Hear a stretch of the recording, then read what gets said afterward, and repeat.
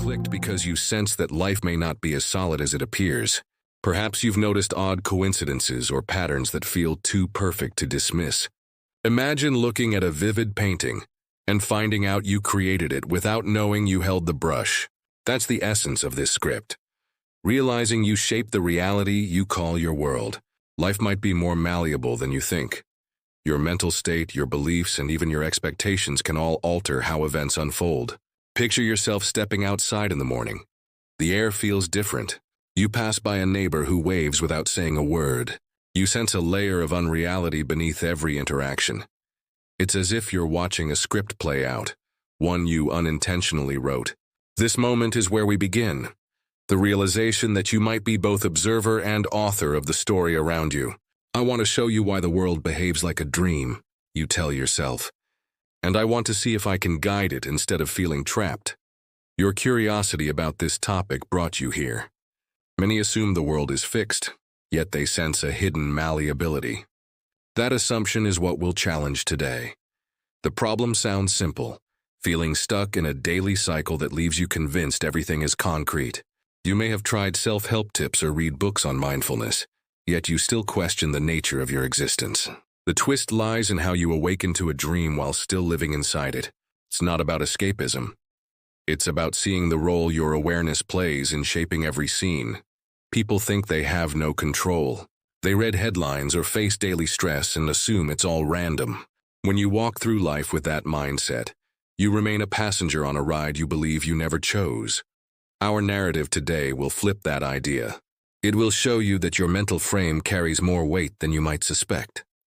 You notice that your mood can alter a room's energy. When you feel calm, discussions flow. When you feel tense, the tension spreads. This observation reveals that your inner world leaves a mark on the outer one. Life behaves like a reflection, much like a mirror in a dream. The first major point is recognizing the dream while still inside it. No need to pinch yourself. Just pause during an ordinary task, maybe brewing coffee or checking your messages, and notice your thoughts. Are you anticipating conflict? Are you eager for something to go right? When you see how a single feeling can shift your perception of time, color, or even the way people respond, you begin to grasp the idea that you're dreaming while fully awake. What does this accomplish? It cracks the shell of autopilot. Autopilot is the sense that you're forced into certain outcomes. The moment you realize you can tweak your perspective, you start rewriting the story. You have a role. Consider how external events mirror your beliefs. Have you seen how stress leads to more confusion? Or how optimism sparks coincidences that feel helpful?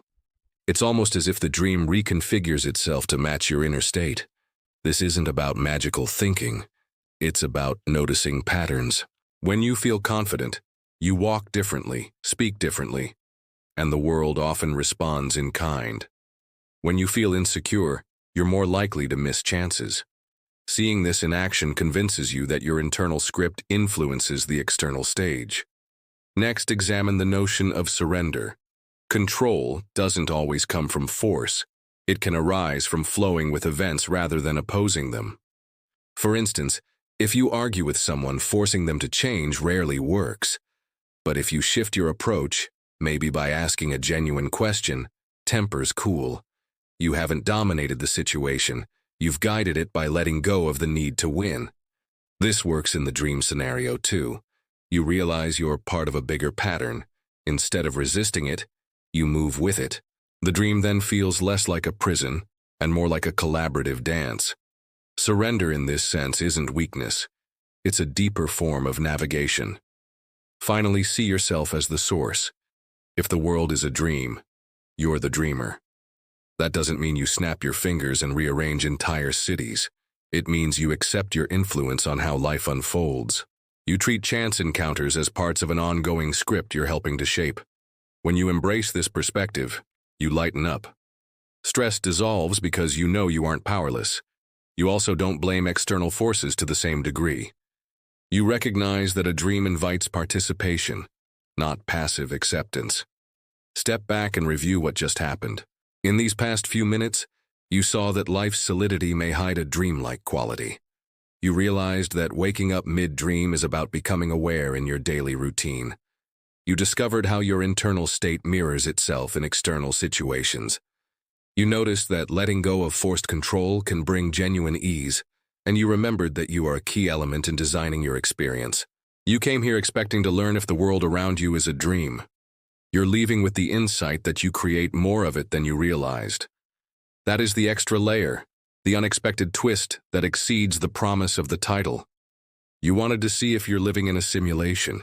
Now you sense that you hold the controls. Before you click away, consider a small step. The next time you feel stuck, pause and ask, if this is a dream, how can I reshape it? That question alone can open a door you never knew existed. I invite you to keep exploring.